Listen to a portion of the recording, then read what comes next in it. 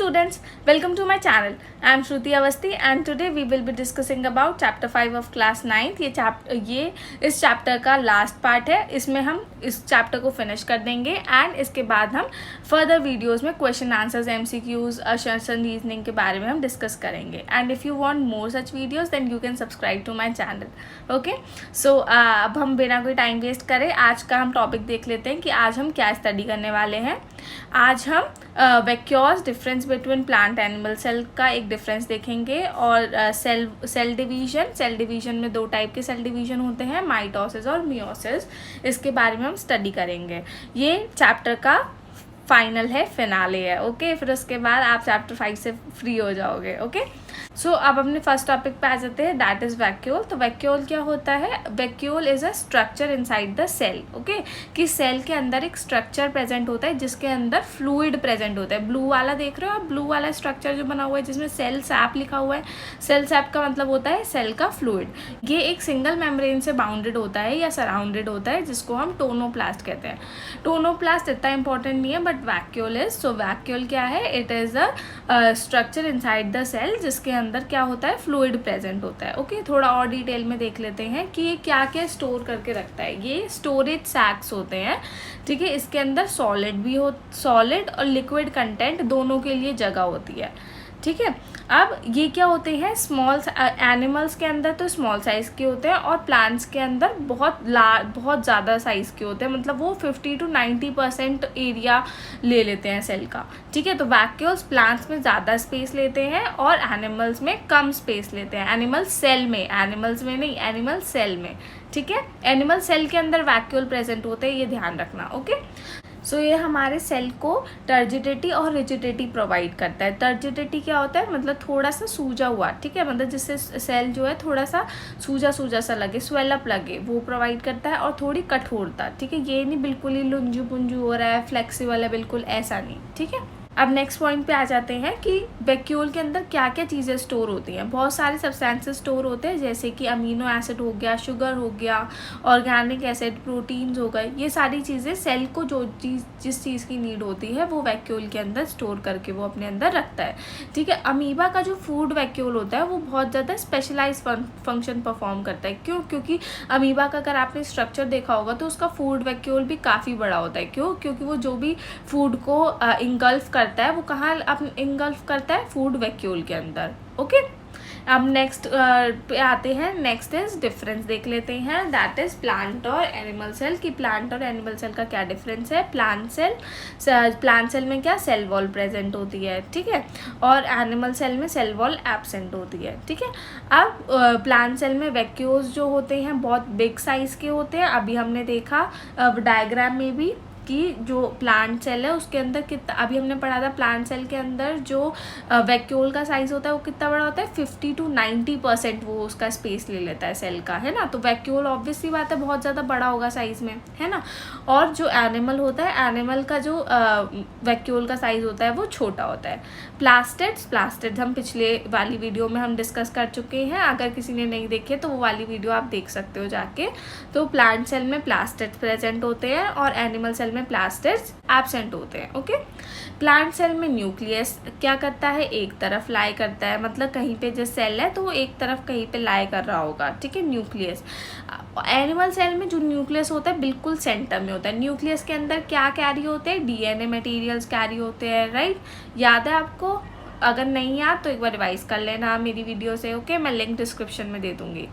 Okay, next point पे आते हैं कि प्लांट सेल में क्या होता है? आउटर लेयर जो होती है वो सेल वॉल से बनी हुई होती है जो उसको कठोरता और क्या थोड़ा मतलब बचा के रखती है. ठीक है, और जो एनिमल सेल होता है उसकी आउटर लेयर किससे बनी हुई होती है? प्लाज्मा मेम्ब्रेन से. जो कि प्लाज्मा मेम्ब्रेन क्या है? एनिमल सेल की आउटर लेयर है. ठीक है, और ये भी सेम काम करती है, टर्जिडिटी प्रोवाइड करती है सेल को, थोड़ा स्वेलिंग प्रोवाइड करती है हमारे सेल को.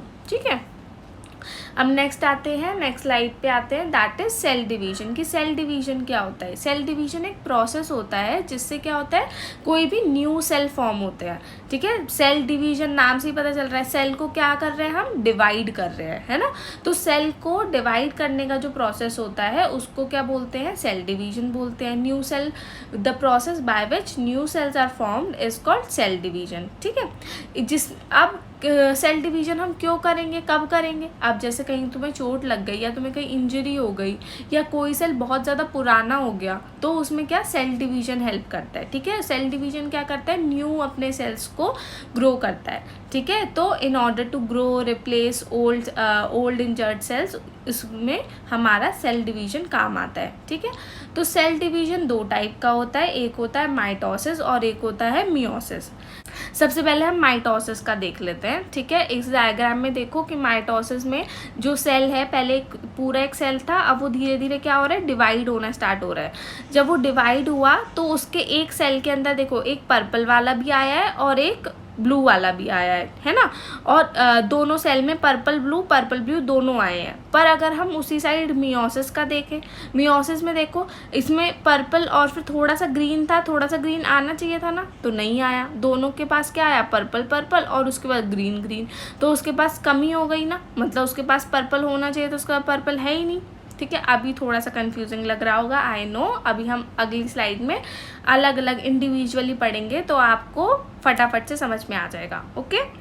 सो अब हम देख लेते हैं माइटोसिस क्या होता है ना। सबसे पहले ये इसमें भी सिर्फ हाफ डायग्राम देखना माइटोसिस वाला, ओके। माइटोसिस में क्या होता है कि ये एक प्रोसेस होता है जिससे सेल डिवीजन होती है। सेल जो होता है वो डिवाइड करता है ग्रोथ के लिए, ठीक है, उसको हम माइटोसिस बोलते हैं। इसमें हर एक जो सेल आता है, मतलब जैसे लास्ट में देखो 2 सेल बने हैं ना, तो ये दोनों सेल के अंदर इक्वल नंबर ऑफ क्रोमोसोम्स होंगे, मतलब सेम नंबर ऑफ क्रोमोसोम होंगे। अगर हमारे अंदर कितने क्रोमोसोम्स होते हैं एक ह्यूमन बॉडी के अंदर, तो बताना मेरे को कमेंट करके, ओके। मैं उसका कमेंट मेंशन करूँगी नेक्स्ट वीडियो में। सो हमारे तो माइटोसिस में क्या होता है कि सेल डिवीजन में सेम नंबर ऑफ क्रोमोसोम्स होते हैं, ठीक है। और हर एक जो सेल होती है उसको हम मदर सेल बोलते हैं, मतलब वो अपने बेबीज और दे सकती है और उसके अंदर भी क्या होगा, सेम नंबर ऑफ क्रोमोसोम्स होंगे, ठीक है। अब नेक्स्ट पॉइंट पे आ जाते हैं कि ये किसके लिए हेल्प करते हैं, ये हमारी ग्रोथ और टिश्यू को रिपेयर करने में हेल्प करते हैं, ठीक है। तो माइटोसिस एक बार रिवाइज कर लेते हैं कि माइटोसिस क्या होता है। माइटोसिस एक प्रोसेस होता है सेल डिवीजन का, जिसमें जो सेल होता है वो अपनी ग्रोथ के लिए डिवाइड करता है, ठीक है।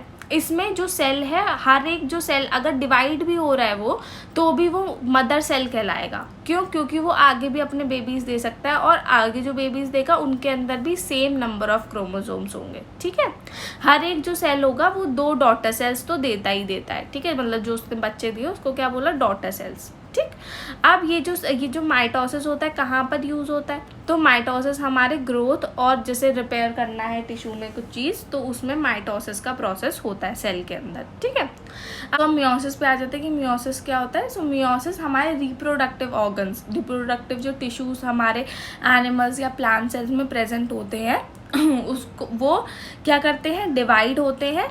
रिप्रोडक्टिव ऑर्गन्स वाले सेल ओनली, ठीक है, वो डिवाइड होते हैं, गैमेटेस फॉर्म करते हैं, ठीक है। और उससे क्या होता है, कोई ऑफस्प्रिंग आता है फर्टिलाइजेशन के बाद, मतलब फर्टिलाइजेशन के प्रोसेस में मियोसिस होता है, ठीक। फर्टिलाइजेशन कब होती है, जब रिप्रोडक्शन होता है ना। जो रिप्रोडक्टिव जो ऑर्गन्स होते हैं, जो रिप्रोडक्टिव टिश्यूज़ होते हैं एनिमल्स की या प्लांट्स के, जब वो डिवाइड करते हैं जब फर्टिलाइजेशन होता है, ठीक है, ऑफस्प्रिंग देने के लिए, ठीक है। अब जब वो डिवाइड करते हैं वो अलग अलग प्रोसेस से डिवाइड करते हैं, मतलब उनका ऐसा उनका कंफर्म नहीं है कि उनको 2 डॉटर सेल्स ही करनी है, ठीक है। तो उनको ऐसा बिल्कुल उनका हार्ड एंड फास्ट रूल नहीं है कि उनको 2 डॉटर सेल्स ही करनी है। उनको वो अपना डिफरेंट प्रोसेस के थ्रू भी सेल डिवीजन कर सकते हैं, ठीक है। पर उन सेल डिवीजन में 2 सेल्स इंक्लूड होते हैं, ठीक है। यहाँ आप देख भी पा रहे होगे, यहाँ पे ओनली 1 सेल था, माइटोसिस में ओनली 1 सेल था, उसने 2 डॉटर सेल्स दे दिए। पर मियोसिस में क्या हो रहा है, 1 सेल था, उसने 1 सेल करा, उसने 2 सेल्स करे, 2 सेल्स के उसने 4 सेल्स हो गए, 1 सेल ने 2 बच्चे, 1 सेल ने 2 बच्चे, ऐसे ऐसे करके सेल डिवीजन होता रहता है, ठीक है। पर इसमें एक फ़र्क है, उसमें सेम नंबर ऑफ़ क्रोमोसोम्स जाते हैं, इसमें क्या हो जाता है, जो नंबर ऑफ़ क्रोमोसोम्स होते हैं वो हर एक सेल में आधे आधे होते चले जाते हैं। मतलब सपोज़ सबसे फर्स्ट पे अगर 23 पेयर्स हैं, ठीक है, तो नेक्स्ट वाले में उसके हाफ हो जाएंगे, नेक्स्ट वाले में उसके हाफ हो जाएंगे, ऐसे आधे आधे होते चले जाएंगे। ठीक है, मतलब सपोज सबसे ऊपर हमारे 46 हैं, ठीक है, सबसे एक जो सेल थी, मदर सेल जो थी, उसमें 46 थे, उसने डिवाइड करा 23 बन गए, उसने और डिवाइड करा, हर एक सेल में मतलब जो सेल क्रोमोसोम्स का नंबर होता है वो कम होता चला जाता है। ठीक है, बस मदर सेल के पास जो नंबर होता है वो सेम रहता है। उसके बाद जो भी अब वो ऑफस्प्रिंग देगी उसमें सब में क्या होगा, हाँ, क्रोमोसोम्स आधे होंगे। ठीक है, आई होप आपको ये मेरी बात समझ आई होगी। और अब नेक्स्ट पे आते हैं, ये आपके लिए क्वेश्चन है और आप इसका आंसर मेरे को कमेंट डाउन करके बताओगे तो आपका नाम, आपका कमेंट में नेक्स्ट वीडियो में मेंशन करूँगी। So please comment down below कि what are the types of plaster, कि टाइप्स कौन से टाइप के प्लास्टर्स होते हैं। ठीक है, okay, bye bye. So students, thanks for watching, and if you like this video then please don't forget to like, share and subscribe and hit that bell icon so that you never miss the new video.